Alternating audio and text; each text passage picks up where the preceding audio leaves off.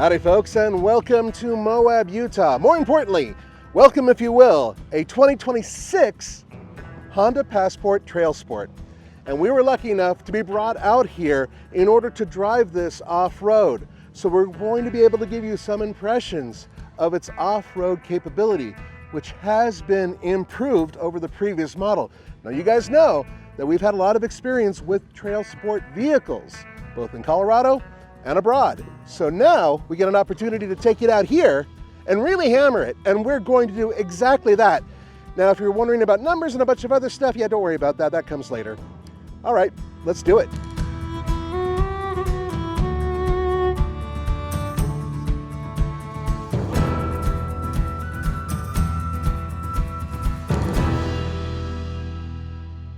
Let's talk about the exterior because, well, this is pretty much an all-new vehicle from the outside especially, and that's partially because it shares a platform in the same family as the all-new MDX and others.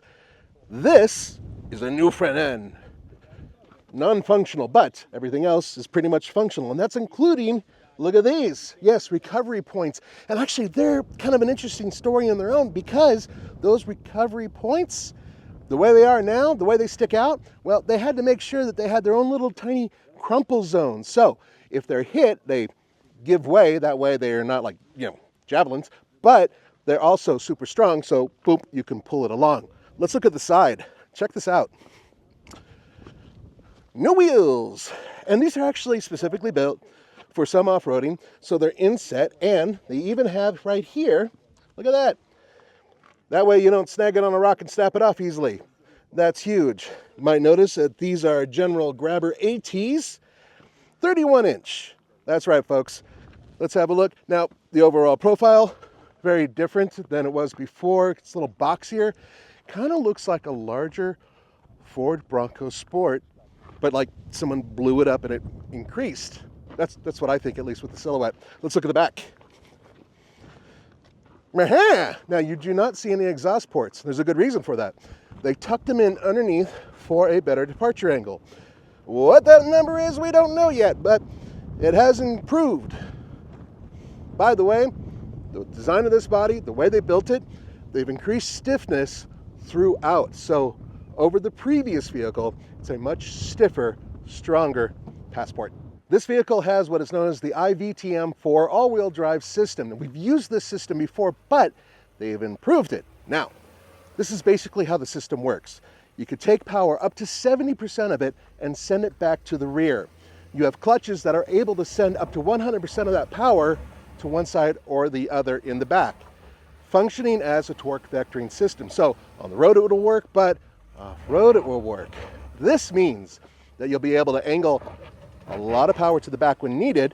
This is technically a front-wheel drive vehicle, so all that power can go to the back, and then it can be proportioned side to side. Now, depending on which mode you're on, that can also help in terms of how much power is being sent to the wheels. So when you're going over obstacles and one wheel's lifted and the other wheel's lifted, power can be distributed as necessary using that system and braking in order to make sure power is going to the wheel necessary to get you over the obstacle.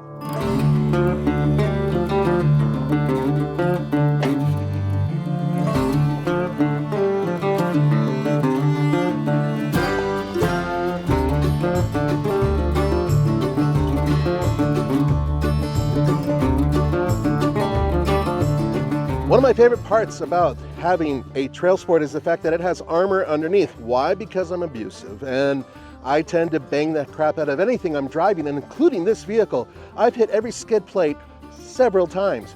But what's important about it is that these are steel skid plates, and I said plates as in plural. There's more skid plating under this vehicle than most vehicles that I've seen, even full-blown hardcore off-road ones coming from the factory. That's huge. So in the front, you have it going all the way underneath, protecting the oil pan and a lot of the components with the front end. And then, of course, the other thing that makes this a TrailSport really is the suspension, meaning that almost every component has been beefed up that is tying to the wheel. Little control arms, everything that you're looking at there, beefier, meaning it can handle more, meaning it can be shaken more, meaning, of course, when you're going at really hard angles, you're not going to have to worry about snapping as much as, some vehicles that I've been in the past. But here's another cool thing, and I love it. Down here, It's not easy to see, but there is. What does that look like to you? Yeah, that's a slider, my friends. You can, from the dealership, get a installed Honda slider. Actually, sliders. It's technically two. It would suck if it was one. And how it works is essentially there's extruded aluminum that's connected to the underside of the vehicle, the hardest points of it, giving it strength. And then they put steel on it, and that's what you're actually able to see here. And that is replaceable. Just like the front end of this vehicle, by the way, there's a plate that can unscrew and be replaced. They have one here as well that can be replaced. And there's more, because back here at the gas tank, there's also armor. So they've armored that. Now, even though they say that gas tank is really strong, having extra armor there makes a lot of sense when you're bouncing over boulders. This is a participation prize from Honda. I'm kidding. This is actually the front end steel bash plate. And you can actually see right here where they have the welded steel that they folded over for a soft shackle. And they have a cooling section right there. It's thick. It's beefy. It's good for working out too.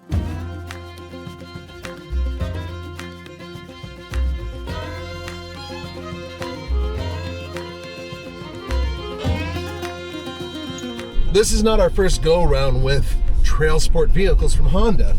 And we know for a fact that the IVTM4 system is quite good. This one has been improved, and so far, yes, it frankly has been. It's actually quite good. But there's more to this vehicle than that. Part of it has to do with the fact that I can't hear rocks slamming against this vehicle as badly as I heard the other ones before, because believe me, I could hear them. So sound is better. Overall power, seems like it's better. They won't tell us how much it is, but it certainly has no problem getting over obstacles using a little bit of power.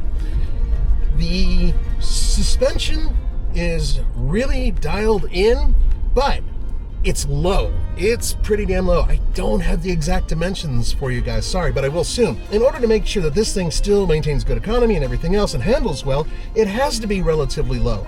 At the same time, they obviously need it to be a little bit taller so it can approach and depart obstacles efficiently. However, there's that trade-off. So Honda wisely thought, let's add a little bit of armor to this thing so we don't have to necessarily lift it to the sky, sacrifice MPG, and just as difficult, by the way, make sure that it also passes all the safety requirements that are required for a vehicle like this. Because think about it, once you lift it higher, it's a different angle in terms of collisions and everything else. It's a big headache. So for what they've had to do with this vehicle, considering the amount of time that they've had this vehicle for, really it's just the second generation of this one, I think that they've managed to pull off a pretty impressive off-roader.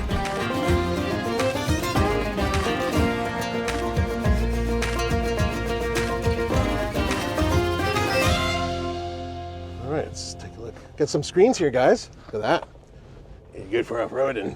See the wheels there.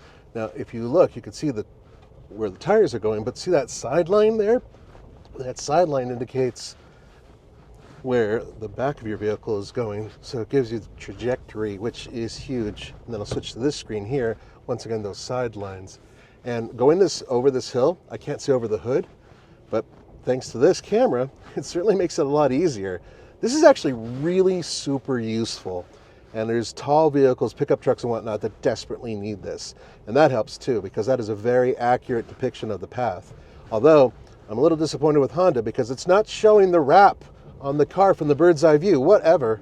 Okay, there's a bunch of modes in here that you should know about. There's sport, there's normal, there's econ, there's snow, there's trail, which is what we're using, and then there's sand, and there's tow.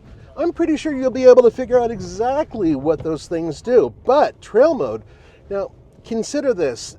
When you're accelerating in any mode, it obviously helps the vehicle if the algorithm is thinking, okay, I know that I'm on loose dirt and loose gravel and everything else. I know for a fact that things are happening outside the vehicle, a certain rotation of the tires and everything else, meaning that in trail mode, it's going to be affected. Also, steering, that changes. You actually have a slightly different amount of weight that is distributed to the field, the steering. In addition, the vehicle itself understands that the entire braking system and everything else that provides traction, because it's all traction aids, that has to work differently as well. Now what's interesting is I've actually been on loose sand, and the trail mode seems to handle it just fine. But there is a sand mode, and I have a feeling that that's for just far looser surfaces. And there's a snow mode as well. Unfortunately, with the snow mode, well, there's no snow. One more thing I wanted to point out. I've actually thought about some vehicles that compete directly with it. And that would be the Jeep Grand Cherokee, the V6, not the 4xe, no. Say a mid-level with the Quadra-Track 1 system. Also something like a Subaru Outback Wilderness. They both kind of sit on both ends of this vehicle. But I think that in terms of what they deliver, this one is competitive with them right out of the box. Does it mean it's better? I'd have to actually go side by side with both of them to let you know. I can tell you that the power in this is really good. So it's not lacking in terms of power. It doesn't seem to have any issue getting up and over anything that I've thrown at it. And the isolation between the road and all the surfaces that I'm bouncing over off-road, this thing seems to be as good as the Jeep. So that's a good start. In the near future, we're going to have more opportunities to compare those vehicles. So stay tuned for that. But man, so far, it's been a hoot. And I am, frankly, pretty damn impressed.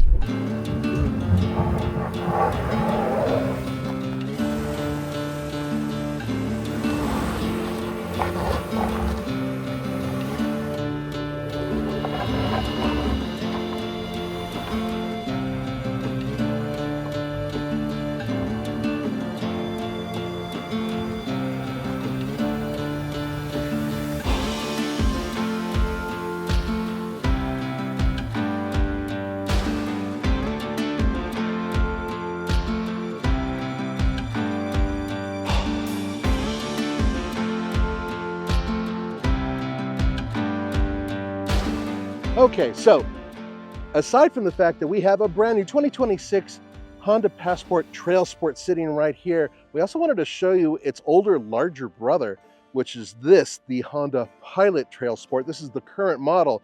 And the reason why is we wanted to show you the differences between the designs. This one has a much more rounded design by comparison. It has squintier eyes. It has a very different overall look to it.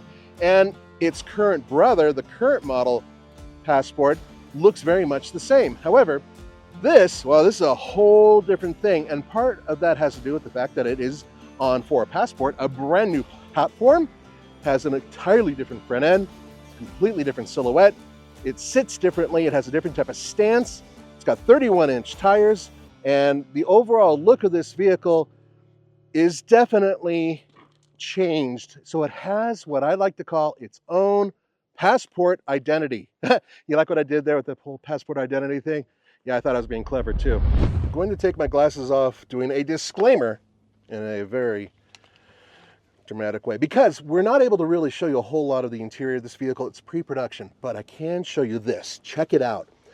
This is something that they're going to have as an accessory for Honda Passports. Not just this Passport, but other Passports. And this is a Molly panel. For those of you who are not familiar with these, essentially it is a component that hangs there and you can tie things onto it. And they're really handy for off-roaders. You'll see a lot of people put them inside and even outside some of their off-road vehicles. Now this can support up to 11 pounds. Now, if you don't want this, then you can have like a resin panel here or whatever that'll, hold stuff over here, but you can actually get this. And if you, let's say, bought a regular Passport and you had a regular panel here, you can buy these as an accessory, swap them out and put these in and use them. Aha! If you recognize this spot, that's because Honda managed to get us up to where Jeep has staged many Eastern Jeep safaris. That's right, we are up here in that area, and the weather is just starting to move in with some rain and some wind. And I want to get back in that and go home.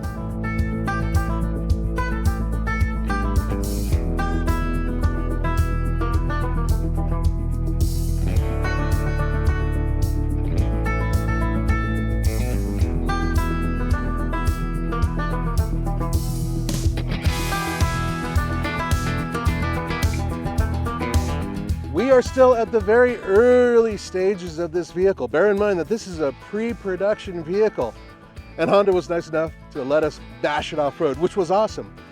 But other details will be coming in the very near future. That's including talking about the trims and talking about the power and talking about more numbers. All that stuff's coming in the very near future. As it stands so far, it's pretty damn impressive. I'll see you guys next time.